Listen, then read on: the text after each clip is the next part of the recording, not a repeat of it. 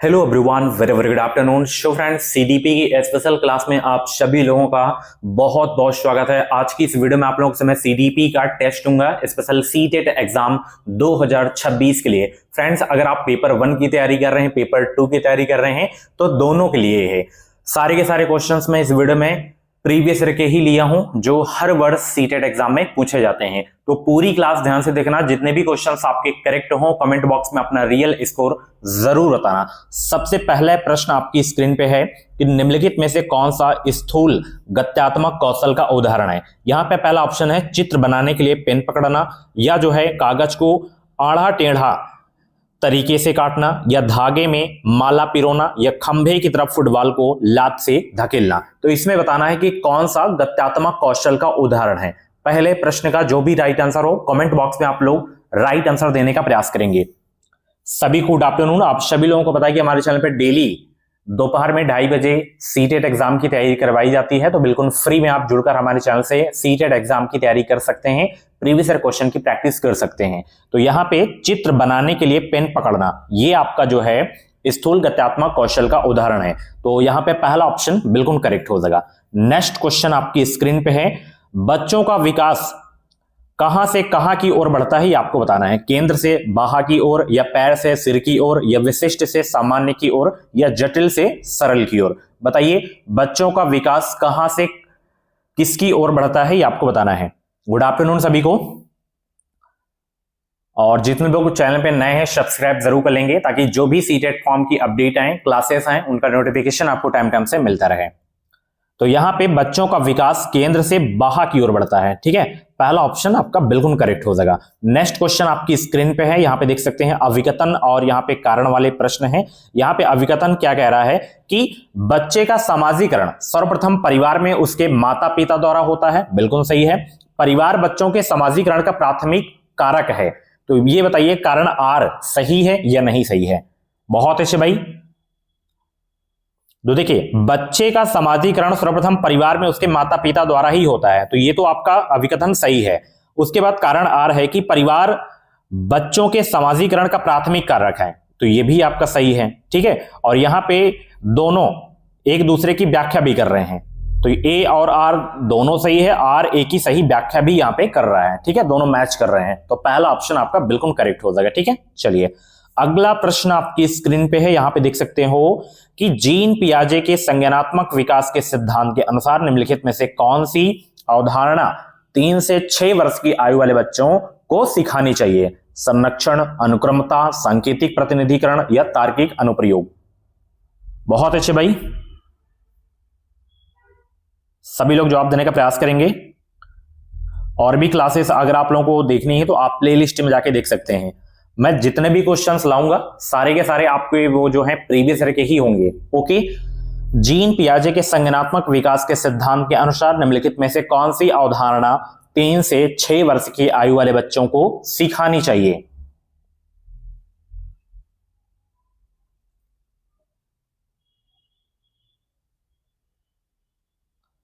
तो यहां पे सांकेतिक प्रतिनिधिकरण हो जाएगा, ठीक है। तीसरा ऑप्शन बिल्कुल करेक्ट हो जाएगा।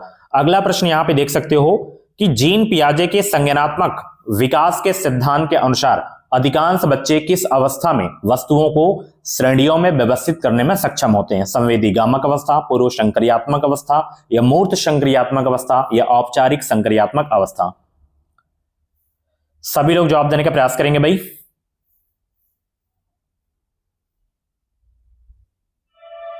बहुत अच्छे।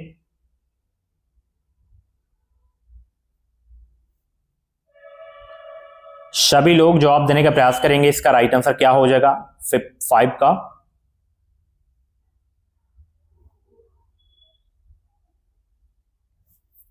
तो यहां पे 5 का जो करेक्ट आंसर होगा मूर्त संक्रियात्मक अवस्था हो जाएगा, ठीक है। चलिए, 30 में से जितने भी प्रश्न आपके सही हो कमेंट बॉक्स में अपना लास्ट में स्कोर जरूर बताना। चलिए, अगला प्रश्न आपकी स्क्रीन पे है, किसका प्रयोग जीन पियाजे द्वारा संज्ञानात्मक मानसिक अवधारणाओं के वर्णन के लिए किया जाता है। पाड़ का प्रयोग, वस्तु स्थायित्व का प्रयोग, स्कीमा का प्रयोग, या समीपवर्ती विकास का क्षेत्र। बताइए, सभी लोग जवाब देने का प्रयास करेंगे। इसका राइट आंसर क्या हो जाएगा।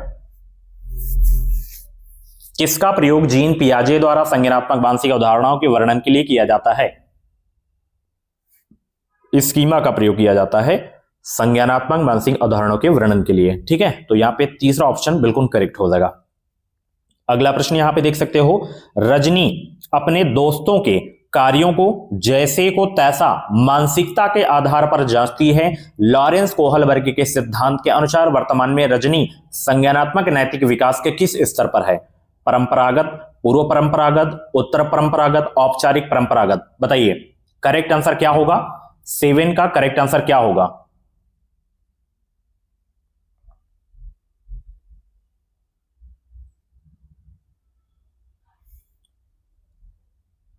तो यहां पे पूर्व परंपरागत हो जाएगा। ठीक है, तो यहां पे दूसरा ऑप्शन बिल्कुल करेक्ट हो जाएगा। नेक्स्ट क्वेश्चन आपकी स्क्रीन पे है, जब विद्यार्थी किसी प्रश्न का हल खोजने के दौरान समस्या का सामना करते हैं तो अध्यापक विद्यार्थियों को किस तरह पाठ प्रदान कर सकते हैं? उनमें असफलता का भय पैदा करके? नहीं। उन्हें प्रश्न का आधा समाधान प्रस्तुत करके? नहीं। प्रश्न में कुछ विकर्षण छोड़कर? या उन्हें अपने विचारों की शाब्दिक अभिव्यक्ति करने के लिए निरुत्साहित करके? बताइए इसका करेक्ट आंसर क्या होगा?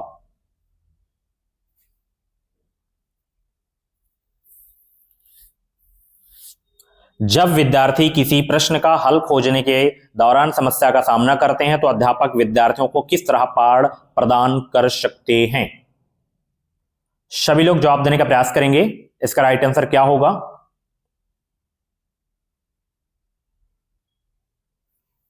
बहुत अच्छे भाई,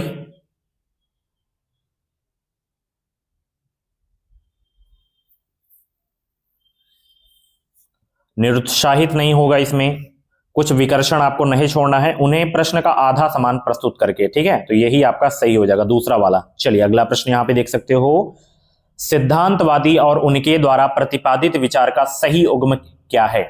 लेवाइगोस्की, सांस्कृतिक उपकरण, हार्वर्ड गार्डनर, जी घटक बुद्धि, जीन पियाजे पाड़, लॉरेंस कोहलबर्ग, संवेगात्मक परिपक्वता? बताइए सिद्धांतवादी और उनके प्रतिपादित विचार का सही युग्म कौन सा है?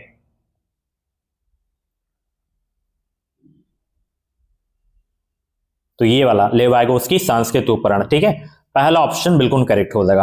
अगला प्रश्न आपकी स्क्रीन पे है, एक प्रगतिशील कक्षा किसे समुन्नत करती है? ज्ञान सृजन की चाह, विद्यार्थियों में परस्पर विमुखता का भाव, सामाजिक संदर्भों से अलगाव, विषय वस्तु का कंठस्थीकरण? बताइए एक प्रगतिशील कक्षा किसे समुन्नत करती है? 10वां का राइट आंसर क्या होगा? जवाब दीजिए सब लोग। एक प्रगतिशील कक्षा किसे समुन्नत करती है? ज्ञान सृजन की चाह, पहला ऑप्शन बिल्कुल आपका करेक्ट हो जाएगा। ठीक है, चलिए अगला प्रश्न आपकी स्क्रीन पे है, मधुलिका नृत्य और योग कला में निपुण है। हार्वर्ड गार्डनर के अनुसार उसके पास किस प्रकार की बुद्धि उच्च स्तरीय है? अंतःवैयक्तिक, अंतर्वैयक्तिक, शारीरिक गति संवेदी या संगीतात्मक? बताइए, बहुत ही सरल प्रश्न है। 11 का करेक्ट आंसर क्या होगा? जवाब देने का प्रयास करेंगे सब लोग।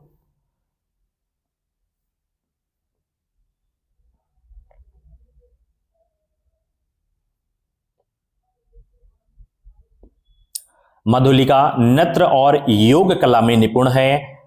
हार्वर्ड गार्डनर के अनुसार उसके पास किस प्रकार की बुद्धि उच्च स्तरीय है? शारीरिक गति संवेदी हो जाएगा। ठीक है, तीसरा ऑप्शन बिल्कुल आपका करेक्ट हो जाएगा। नेक्स्ट क्वेश्चन आपकी स्क्रीन पे है, एक प्रश्न उत्तर सत्र के दौरान एक अध्यापक केवल लड़कों को ही अपने भ्रम व प्रश्न पूछने के अवसर दे रहा है, यह प्रत्यक्ष रूप से किसकी प्रस्तुति है? जेंडर सशक्तिकरण, जेंडर समानता, जेंडर पक्षपात, जेंडर समतुल्यता? बताइए करेक्ट आंसर क्या होगा? बहुत अच्छे भाई, सभी को गुड आफ्टरनून। एक प्रश्न उत्तर सत्र के दौरान एक अध्यापक केवल लड़कों को ही अपने भ्रम व प्रश्न पूछने के अवसर दे रहा है, यह प्रत्यक्ष रूप से किसकी प्रस्तुति है? जेंडर पक्षपात की। ठीक है, तीसरा ऑप्शन बिल्कुल करेक्ट होगा। ठीक है, चलिए अगला प्रश्न आपकी स्क्रीन पे है, अधिगम दर में व्यक्तिगत विभिन्नताएं किसका परिणाम है? केवल आनुवंशिकता, केवल पर्यावरण, आनुवंशिकता और पर्यावरण दोनों का, या ना आनुवंशिकता और ना ही पर्यावरण?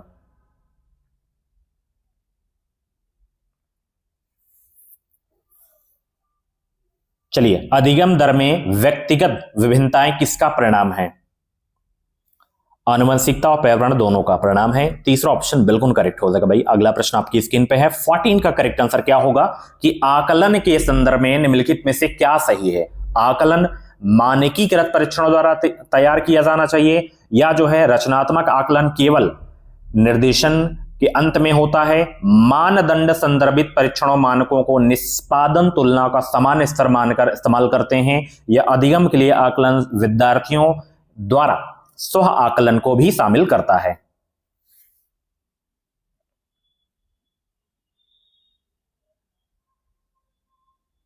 चलिए सभी लोग जवाब देने का प्रयास करेंगे। 14 का करेक्ट आंसर क्या होगा? आकलन के संदर्भ में निम्नलिखित में से क्या सही है? अधिगम के लिए आकलन विद्यार्थियों द्वारा स्व आकलन को भी शामिल करता है, तो चौथा ऑप्शन बिल्कुल करेक्ट हो जाएगा। चलिए, विद्यार्थियों में समालोचनात्मक चिंतन का आकलन करने के लिए अध्यापक को निम्नलिखित में से किसका चयन करना चाहिए? खुले अंत वाले वे प्रश्न जिनमें अपसारी चिंतन शामिल हैं, वे प्रश्न जिनका उत्तर हाँ या ना में हो, एक शब्द के जवाब वाले प्रश्न, या वे प्रश्न जिनमें केवल घोषणात्मक ज्ञान का प्रत्यश्रवण शामिल है। बताइए 15 का करेक्ट आंसर क्या होगा? विद्यार्थियों में समालोचनात्मक चिंतन का आकलन करने के लिए अध्यापक को निम्नलिखित में से किसका चयन करना चाहिए? खुले अंत वाले वे प्रश्न जिनमें अपसारी चिंतन शामिल हैं, तो पहला ऑप्शन बिल्कुल आपका करेक्ट हो जाएगा। ठीक है, चलिए अगला प्रश्न आपकी स्क्रीन पे है। समावेशी शिक्षा में किसकी आवश्यकता है? बताइए सब लोग, समावेशी शिक्षा में किसकी आवश्यकता है? मानकीकृत पाठ्य चर्चा, रूढ़िबद्धताओं को बढ़ावा, अगम्य इमारती ढांचा, या विविधता को स्वीकृति? सभी लोग जवाब देने का प्रयास करेंगे। 16 का करेक्ट आंसर क्या होगा? समावेशी शिक्षा में किसकी आवश्यकता है? विविधता को स्वीकृति। चौथा ऑप्शन बिल्कुल आपका करेक्ट हो जाएगा। अगला प्रश्न आपकी स्क्रीन पे है, अभिकथन और कारण वाला प्रश्न है। सभी लोग इसका जवाब देंगे कि सुविधा वंचित समूह से आने वाले विद्यार्थियों की आवश्यकताओं को संबोधित करने के लिए अध्यापक को उनके सामाजिक सांस्कृतिक संदर्भों को जानना चाहिए। कारण आर है कि पाठ्य चर्चा की अभिकल्पना औसत विद्यार्थियों को ध्यान में रखकर करनी चाहिए। सही विकल्प आप चुने। बताइए 17 का करेक्ट आंसर क्या होगा? सुविधा वंचित समूह से आने वाले विद्यार्थियों की आवश्यकताओं को संबोधित करने के लिए अध्यापक को उनके सामाजिक सांस्कृतिक संदर्भों को जानना चाहिए। बिल्कुल सही है। पाठ्य चर्चा की अभिकल्पना औसत विद्यार्थियों को ध्यान में रख कर करनी चाहिए, तो ये आपका गलत है भाई। ठीक है, तो ए सही है लेकिन आर गलत है। तीसरा ऑप्शन आपका बिल्कुल भाई करेक्ट हो जाएगा। चलिए अगला प्रश्न आपकी स्क्रीन पे है, बहुत ही अच्छा प्रश्न है। पठन वैकल्य किस प्रकार की विकलांगता है? अधिगम विशिष्ट, संवेदी, व्यवहारात्मक, गत्यात्मक? बताइए, बहुत इंपॉर्टेंट क्वेश्चन। अगर आप डीएलएड किए होंगे तो ये क्वेश्चन आप जरूर पढ़े होंगे। पठन वैकल्य किस प्रकार की विकलांगता है? अधिगम विशिष्ट। ठीक है, पहला ऑप्शन बिल्कुल करेक्ट हो जाएगा भाई। अगला प्रश्न आपकी स्क्रीन पे आ गया है। 19 का जवाब दीजिए, निम्नलिखित में से कौन सा स्वालीनता विकार का विशिष्ट लक्षण है? बताइए, निम्नलिखित में से कौन सा स्वालीनता विकार का विशिष्ट लक्षण है? बाधित संप्रेषण, दिनचर्या में परिवर्तन के लिए आग्रह, उच्च स्तरीय शब्द भंडार, परिवेश में परिवर्तन के लिए प्रतिरोध? बताइए करेक्ट आंसर क्या होगा 19 का? निम्नलिखित में से कौन सा स्वालीनता विकार का विशिष्ट लक्षण इसमें? तो ये बाधित संप्रेषण, पहला ऑप्शन आपका बिल्कुल करेक्ट हो जाएगा। नेक्स्ट क्वेश्चन आपकी स्क्रीन पे है, कक्षा में विभिन्न योग्यताओं वाले शिक्षार्थियों की आवश्यकताओं की पूर्ति कैसे की जा सकती है? श्रेणीबद्ध कठिनाई के कार्य देकर, या मानकीकृत निर्देश देकर, या केवल समान शिक्षार्थियों की आवश्यकताओं को संबोधित करके, या विभिन्न आवश्यकताओं वाले शिक्षार्थियों की उपेक्षा करके? बताइए, कक्षा में विभिन्न योग्यताओं वाले शिक्षार्थियों की आवश्यकता की पूर्ति कैसे की जा सकती है? मानकीकृत जो आपका होता है निगेटिव होता है, ठीक है, केवल भी आपका निगेटिव होता है। ठीक है, तो यहां पे एक श्रेणीबद्ध कठिनाई के कार्य देकर आवश्यकताओं की पूर्ति की जा सकती है, तो पहला ऑप्शन बिल्कुल करेक्ट हो जाएगा। ओके, नेक्स्ट क्वेश्चन 21 का जवाब दीजिए। अधिगम तब अधिक अर्थपूर्ण होता है जब विषय वस्तु किस रूप में प्रस्तुत किया जाए? संदर्भ से हटकर, अप्रासंगिक, बहुत ही अमूर्त, या संयोजित? बताइए करेक्ट आंसर क्या होगा? अधिगम तब अधिक अर्थपूर्ण होता है जब विषय वस्तु को किस रूप में प्रस्तुत किया जाता है? जवाब देने का प्रयास करेंगे। 21 का करेक्ट आंसर क्या होगा? यहां पे संयोजित रूप में प्रस्तुत किया जाता है। ठीक है, चौथा ऑप्शन बिल्कुल करेक्ट हो जाएगा। नेक्स्ट क्वेश्चन, अंतरिक्ष की अवधारणा समझाते समय एक अध्यापक ने महसूस किया कि विद्यार्थियों में इस विषय को लेकर अनेक भ्रांतियां हैं। अध्यापक की इस स्थिति के प्रति क्या प्रतिक्रिया होनी चाहिए? सीधे उन भ्रांतियों को अस्वीकृत करना चाहिए, या इन भ्रांतियों के प्रति विद्यार्थियों के तर्क जानने चाहिए, या विद्यार्थियों को सही जानकारी कंठस्थ करने के लिए निर्देश देना चाहिए, या नकारात्मक पुनर्बलन का प्रयोग करते हुए इन भ्रांतियों को मिटा देना चाहिए? बताइए करेक्ट आंसर क्या होगा? 22 का करेक्ट आंसर क्या होगा भाई? जवाब दीजिए सब लोग।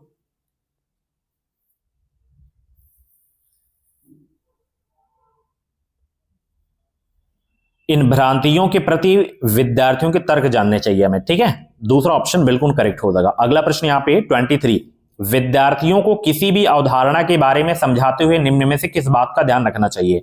विद्यार्थियों में सीखने के लिए तत्परता, विद्यार्थियों के सामाजिक सांस्कृतिक संदर्भ, विद्यार्थियों द्वारा चयनित अधिगम शैलियां। बताइए करेक्ट आंसर क्या होगा? 23 का जवाब देने का प्रयास करेंगे। विद्यार्थियों को किसी भी अवधारणा के बारे में समझाते हुए निम्न में से किस बात का ध्यान रखना चाहिए? विद्यार्थियों के सीखने में के लिए तत्परता, विद्यार्थियों के सामाजिक सांस्कृतिक संदर्भ, विद्यार्थियों द्वारा चयनित अधिगम शैलियां। तीनों आपके सही हो जाएंगे। चलिए अगला प्रश्न आपकी स्क्रीन पे है, यहां पे देख सकते हो भाई कि रमेश विज्ञान विषयों को पढ़ाते समय अन्वेषण, प्रयोग, विभिन्न व्यवहारिक गतिविधियों के माध्यम से बच्चों को नया ज्ञान व समझ बनाने के अवसर प्रदान करता है। वह किसको बढ़ावा देना चाहता है? बताइए सब लोग, किसको बढ़ावा देना चाहता है वो?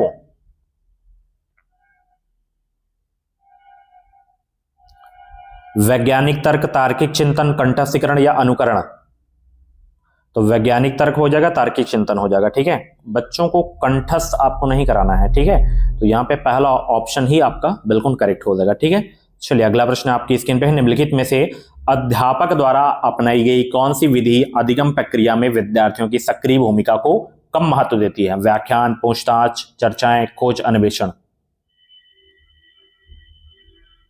व्याख्यान। ठीक है, ये सक्रिय भूमिका को कम महत्व देती है विद्यार्थियों में, तो पहला ऑप्शन बिल्कुल करेक्ट हो जाएगा। अभिकथन और यहां पे कारण वाला प्रश्न है। बताइए, अभिकथन ए है, आंतरिक अभिप्रेरणा एक बच्चे को स्वेच्छा से अपनी आंतरिक खुशी के लिए काम करने को प्रेरित करती है। कारण आर है, शिक्षा को आंतरिक रूप से अप्रेरित करने के स्थान पर विद्यार्थियों को बाह्य रूप से अप्रेरित करना चाहिए। 26 का जवाब दीजिए सब लोग। तो यहां पे ए सही है लेकिन आर गलत। अगला प्रश्न आपकी स्क्रीन पे है, यहां पे देख सकते हो, सभी लोग इसका जवाब देने का प्रयास करेंगे कि प्रभावशाली समस्या समाधान में किसके बहिष्करण की आवश्यकता है? बताइए, प्रभावशाली समस्या समाधान में किसके बहिष्करण की आवश्यकता है?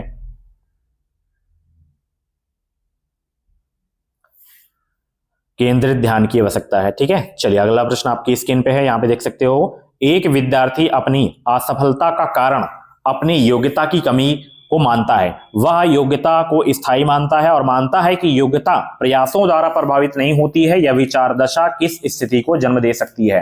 अधिगम असहायता, मस्तिष्क सुगठिता, उच्च स्तरीय स्व अस्मिता या संबद्धता का भाव? 27 का जवाब दीजिए सब लोग। गुड आफ्टरनून सभी को। अधिगम असहायता हो जाएगा। चलिए अगला प्रश्न आपकी स्क्रीन पे है,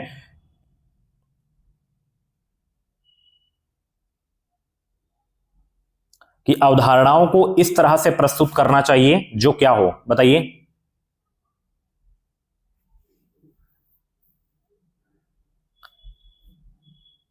सभी लोग जवाब देने का प्रयास करेंगे। अवधारणाओं को इस तरह से प्रस्तुत करना चाहिए जो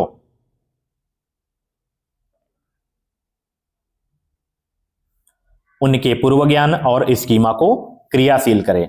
ठीक है, इसी तरीके से अवधारणाओं को प्रस्तुत करना चाहिए। लास्ट क्वेश्चन यहां पे देख सकते हो कि घोषणात्मक ज्ञान किसी घटना के घटित होने की प्रक्रिया की व्याख्या करता है या युक्तियों के प्रयोग के बारे में समझ की व्याख्या करता है? मुख्यतः ज्ञान के क्या और कौन पहलुओं के बारे में जानता है, या की समस्या समाधान प्रक्रिया में कोई भूमिका नहीं है? तो यहाँ पे तीसरा करेक्ट हो जाएगा।